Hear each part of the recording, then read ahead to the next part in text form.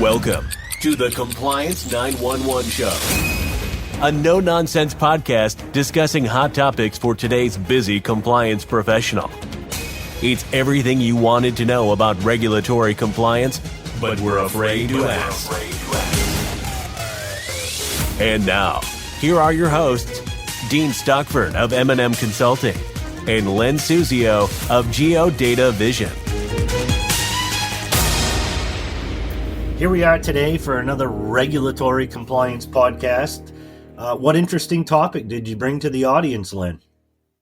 Well, Dean, there's so much discussion and confusion and concern about the simultaneous implementation of the new 2023 CRA rule and the Section 1071 rule over the next 2 years. So I thought it would be very helpful for our listeners for us to discuss what they should be doing to handle the enormous changes scheduled to take place starting at the beginning of next year, only a few months from when we're recording this podcast. Yeah, thank God we're headed into winter because it is a very hot topic in a very hot area. So I need to cool down a little bit from all of this. But it sounds like a topic that will be great interest of certainly our audience that are involved more specifically in regulatory compliance. But it also sounds, quite daunting and it's quite a bit to unpack. So can we get it all done during the next 15 minutes or so?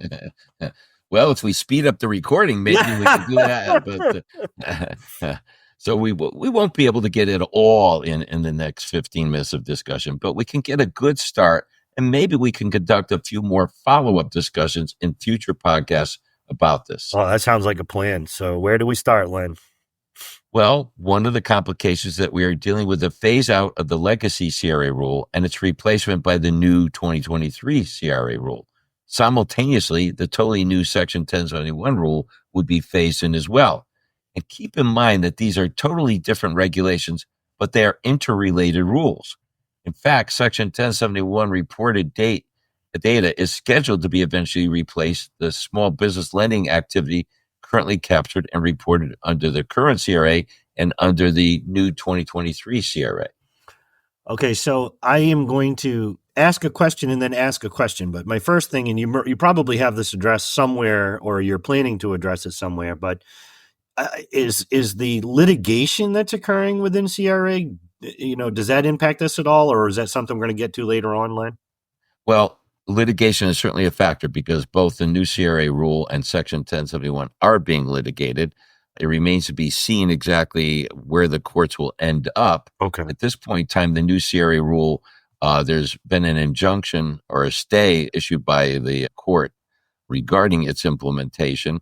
And there had been an injunction on Section 1071 related to the constitutionality of the CFPB's funding that the CFPB passed. But nevertheless, Section 1071 is still being contested largely because it's so expansive. It's way beyond the contents that are specified in Dodd-Frank, which is where Section 1071 emanates from. Okay. So, I would say to our listeners, we have to plan for the fact that these rules will be implemented as currently scheduled, although there's certainly a possibility that court action may delay their implementation. But there's such big changes coming down the pike, it pays to get the ball rolling now. Yeah, and I'll be quiet. I'll let you lead the way. And how do you recommend that compliance officers prepare under these complicated circumstances that you're presenting today? So fire away, Len. Okay, well, the first effective date, or maybe I should use the term applicable date, as used in the regulations for the new rules, is July 18th of 2025. That's for data collection and reporting for Tier 1 reporters under the new Section 1071 rule. So let's begin there. Section 1071 breaks reporters into three groups. For Tier 1 lenders, which are lenders that do greater than 2,500 small business loan originations annually, the Section 1071 rule is scheduled to commence on July 18, 2025, when data collection is required to commence.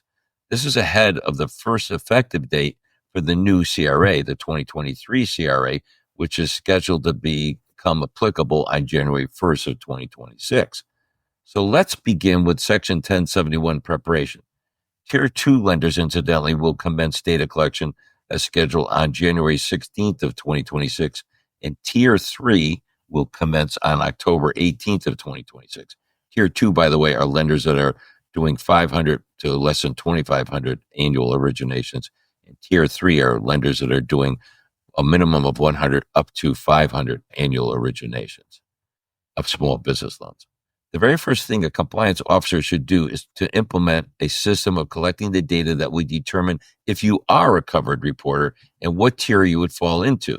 Compliance officers should already have started collecting data for 2023 and 2024 for any commercial loans extended to businesses with gross annual revenues of $5 million or less. This applies no matter the size of the loan, unlike the current CRA, under which a small business loan is based on the loan size of $1 million or less. The collection of this data is imperative now so that you can determine the volume meaning the counts, not the dollar value, of the qualified small business loans that you are making for each year, and then compare that to the annual volume of the tier thresholds, which I just explained was 2,500 for tier 1, 500 for tier 2, and 100 for tier 3. The original rule used the years 22 and 23 for data, but since the determining factor is loan volume in the previous 2 calendar years and the implementation dates have been delayed, it's appropriate to look at the 2 calendar years prior to your potentially qualifying as a covered lender. This means the years 23 and 24 for potential tier 1 lenders and the years 24 and 25 for potential tiers 2 and tier 3 lenders. Keep in mind that at this stage, you don't have to collect any of the 81 fields of data you will need to collect once you become a covered lender. All you need to do now is to identify and compile the transactions that will potentially qualify as small business loans and determine when and if you become a covered lender. Yeah, and if I understand what you're saying correctly, it sounds like even if you're a non-covered lender, you must have some sort of system of collecting commercial loans and determining the small business status. I mean, you have to first determine whether you're a covered lender, and so I would say even if you haven't made that determination yet, whether you're covered, non-covered, you still have to have some sort of system in place to look at that. Is that correct? Absolutely, that's correct. I mean, that's one of the implications of Section 1071. Even non-covered lenders have to have some means of collecting data that would determine if and when they do become a covered lender. So this responsibility to identify and collect and compile small business loans applies to any small business lender, even non-covered lenders, because you can't possibly know if you're a covered lender if you don't keep the data that's used for that determination. Exactly. Yeah. Yeah. So this is really important. So I hope our listeners are listening closely. So even non-covered lenders after 1071 is effective will need to maintain a system that will allow them to determine when and if they become a covered lender. Now, of course, if you do far less than 100 small business loans annually, then collection of the transaction data may not be necessary. But if your institution does any reasonable volume of small business loans that could approach 100 per year, you will need to be on your toes, even if you are not a covered lender. And that means you need to collect the minimal data prior to becoming a covered lender. Okay, so the first step is to have this system in place to identify, collect, and compile counts, on the number of small business loans originated annually. And this would be necessary even if they're not a covered lender, but have a realistic potential of qualifying as a covered lender. And you've referred to 3 different tiers of lenders. So can you kind of explain how that comes about? Yes, What that's because all about? I guess, you're right. It's particularly relevant now, Dean. Yeah. It won't be relevant after 1071 is fully implemented because you're either a covered lender or not. But during this transition period, that's when these tiers are important. So the 3 different tiers of lenders are relevant only for the phase-in period of the new Section 1071 rule because the tiers determine when your data collection and responsibilities begin.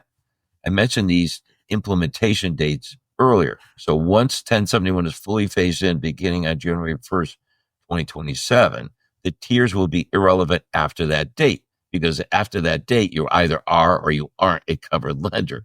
At that time, covered lenders will be determined annually based on if a lender originated 100 or more small business loans in each of the 2 previous calendar years.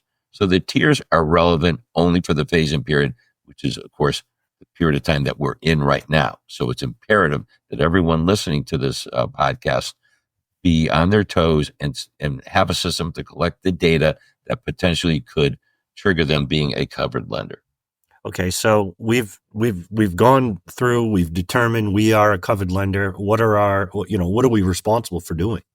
Okay, well, this is another thing about Section 1071 everyone should understand. Section 1071 is a reporting regulation, much like HMDA is a reporting regulation. The only performance required under both Section 1071 and HMDA is the collection, scrubbing, and timely reporting of the complete data to be collected. Section 1071 does not have any performance criteria other than the complete collection and timely reporting of the mandated data. This is different from the Community Reinvestment Act, which currently requires, one, that data collection be to which the collection of data to which benchmarks are applied, and two, lending performance tests to determine if a bank is fulfilling its CRA responsibility to meet the community's need for credit services. So CRA is both a reporting and a performance regulation, whereas Section 1071 is only a reporting regulation. So once Section 1071 data is being reported, will reporting under CRA be eliminated? You know what, Dean? That's a good question, and it's an area that I'm certain is ripe for confusion. Once Section 1071 is fully implemented and reporting for all institutions for an entire year is being done, the prudential bank regulators will phase out the reporting of the small business and small farm lending data under the legacy CRA rule and the new 2023 CRA rule.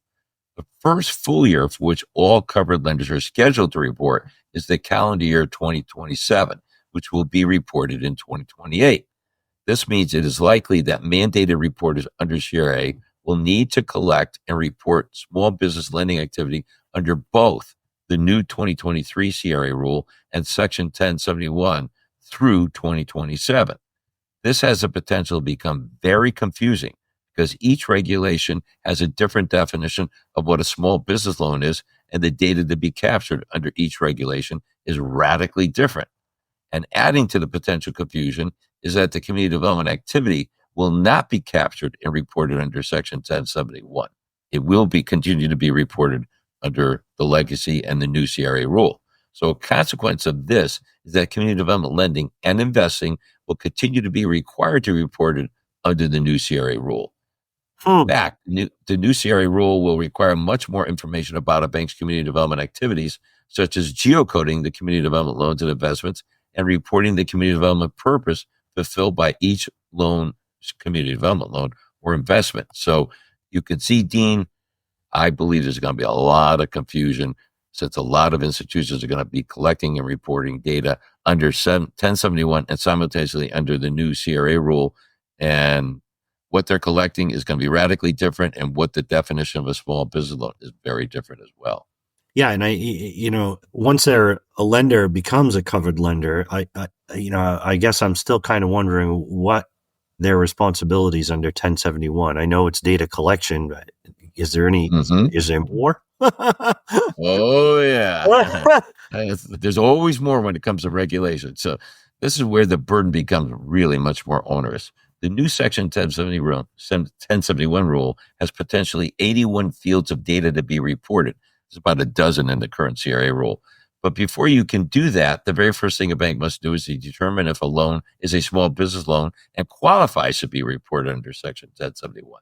That determination is based solely on the gross annual revenue of the borrower. So once you start reporting activity under Section 1071, it will be absolutely imperative. I will repeat, it's absolutely imperative that the very first thing to be determined for any business loan application is whether the borrower is a small business or not. If the borrower is not a small business loan, as determined by the $5 million gross annual revenue limit, you simply stop collecting any more data mandated by Section 1071. In fact, it would be illegal to proceed to ask the so-called protected demographic data, end quote, which would be required to be asked if the loan is qualified as a small business loan. We recommend that a small business qualification section be developed and incorporated in a standard commercial loan application at the very top, by the way.